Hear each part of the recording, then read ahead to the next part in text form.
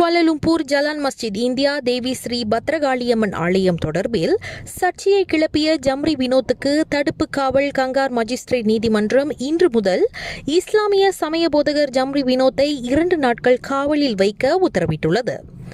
சமூக ஊடக தளமான முகநூலில் மதத்தை அவமதித்ததாகவும் பொது ஒழுங்கை அச்சுறுத்தியதாகவும் தொடரப்பட்ட வழக்கு விசாரணைகளில் உதவுவதற்காக இந்த தடுப்பு காவல் விதிக்கப்பட்டுள்ளது. 41 வயதான ஜம்ரி வினோத் தேச துரோக சட்டம் 1948 பிரிவு 4, தகவல் தொடர்பு சட்டம் 1998 பிரிவு 233 கீழ் மேலதிக விசாரணைக்காக தடுத்து வைக்கப்பட்டதாக தேசிய போலீஸ் படை தலைவர் டான்ஸ்ரீ ரசாருடீன் உசேன் கூறியிருந்தார். பர்லிஸில் உள்ள கங்கார் நீதிமன்றத்தில் மஜிஸ்ட்ரேட் அனா ரொசானா மொஹமட் நோர் தடுப்பு உத்தரவு பிறப்பிக்கப்பட்டுள்ளதாக கூறினார்.